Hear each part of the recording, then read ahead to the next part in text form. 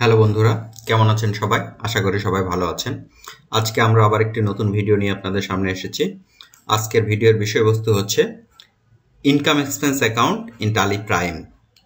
আপনারা জেনে থাকবেন টালি ERP9 এ আমাদের একটা অপশন ছিল যে ফিচার থেকে আমরা টালি প্রফিট অ্যান্ড লসের পরিবর্তে কোনো অর্গানাইজেশন যদি নন প্রফিটেবল অর্গানাইজেশন হয় অথবা তাদের যদি এই সিস্টেমটা যদি চালু করতে চায় যে প্রফিট অ্যান্ড লসের পরিবর্তে আমরা এখানে কি করব, ইনকাম এক্সপেন্স অ্যাকাউন্টকে ইউজ করব, সেটার একটা প্রসিডিউর ছিল। সেই প্রসিডিউরটা এখন চেঞ্জ হয়েছে। নতুন কিভাবে সেটাকে আমরা অ্যাপ্লাই করব সেটা আমরা এখন দেখব। তো প্রথমে আমরা TallyPrime ওপেন করে নিচ্ছি। TallyPrime ওপেন করার পরে ডিফল্টে যে কোনো একটা কোম্পানি যদি আমরা ক্রিয়েট করি তাহলে আমরা কি দেখতে পাই, আমরা যেমন এই কোম্পানিটা যখন আমরা ক্রিয়েট করেছি আপনারা দেখতে পাচ্ছেন যে এখানে আমাদের ব্যালেন্স শিটের পরে আমরা দেখতে পাচ্ছি প্রফিট অ্যান্ড লস। কিন্তু যদি কোনো অর্গানাইজেশন নন প্রফিটেবল হয় তাহলে কিন্তু তারা প্রফিট অ্যান্ড লস বলবে না, এটাকে বলবে ইনকাম এক্সপেন্স অ্যাকাউন্ট।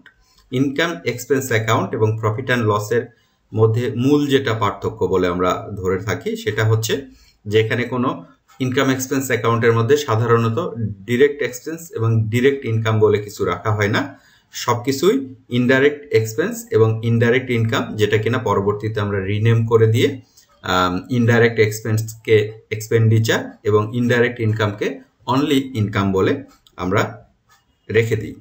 তো যদি আমরা এটা করতে চাই তাহলে আমরা কিভাবে করব, দেখুন আমরা যখন একটা যদি চার্ট অফ অ্যাকাউন্টসে যাই, আমরা চার্ট অফ অ্যাকাউন্টসে গেলে আমরা এখানে দেখতে পাচ্ছি যে আমাদের এখানে ডাইরেক্ট এক্সপেন্স আছে, আমাদের ডাইরেক্ট ইনকামও আছে। তো আমরা যদি চাই যে প্রফিট অ্যান্ড লসের পরিবর্তে আমরা ইনকাম এক্সপেন্স অ্যাকাউন্টটাকে ইউজ করব তাহলে কিন্তু আমাদের অটোমেটিক্যালি ডিরেক্ট এক্সপেন্স এবং ডিরেক্ট ইনকাম এই দুটো গ্রুপ অটোমেটিক্যালি আমাদের এখান থেকে হাইড হয়ে যাবে। আমরা সেটা একটু পর্যবেক্ষণ করে দেখব আমরা যে অপশনটাকে চেঞ্জ করব সেটার জন্য।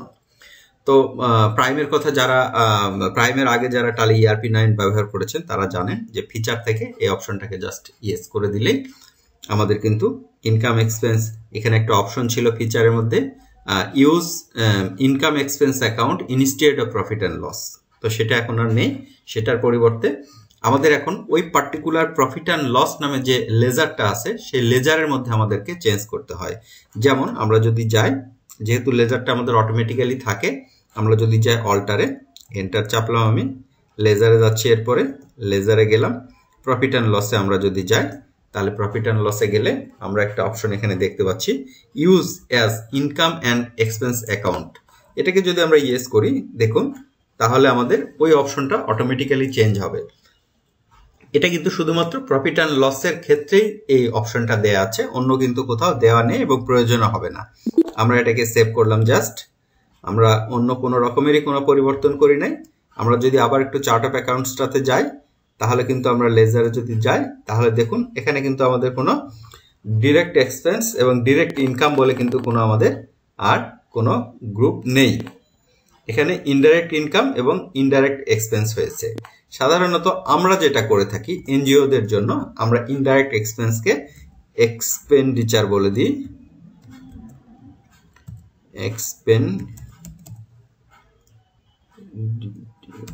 এক্সপেন্ডিচার কোডটা আমরা সাধারণত উঠিয়ে দিই। এভাবে আমরা করে থাকি অর্গানাইজেশনের রিকোয়ারমেন্টস অনুসারে। এবং আমরা কি করি, আমরা এই ইনকাম ইনডাইরেক্ট ইনকামটাকে আমরা জাস্ট এখান থেকে উঠিয়ে দিলাম, এখানে ডিলিট করে দিলাম এই অপশনটা, এন্টার দিলাম, দিয়ে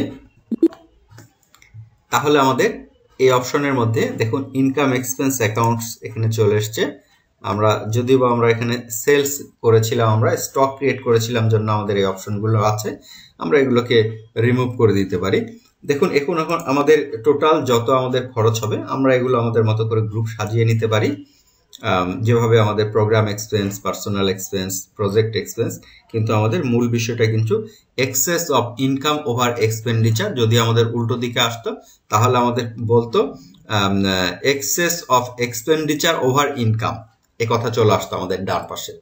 এভাবে মূলত এক্সপেন্স ইনকাম কে আমরা অ্যাক্টিভ করে নিতে পারি প্রফিট অ্যান্ড লসের পরিবর্তে। বিশেষ করে এনজিও অথবা যেগুলো নন প্রফিটেবল অর্গানাইজেশন তাদের জন্য ঠিক এই প্রসিডিউরে আমাদের এটা মেনটেন করতে হয়। তো আশা করি আপনাদের জন্য এই ভিডিওটা অনেক কাজে আসবে। আর যদি ভিডিওগুলো আপনাদের ভালো লেগে থাকে তাহলে আপনারা লাইক করবেন এবং আপনারা পরবর্তীতে কোন ধরনের ভিডিও পেতে চান ট্যালির জন্য, ট্যালি প্রাইম অথবা ইআরপির জন্য, সেগুলো আমাদের কমেন্টে জানাবেন। ধন্যবাদ সবাইকে।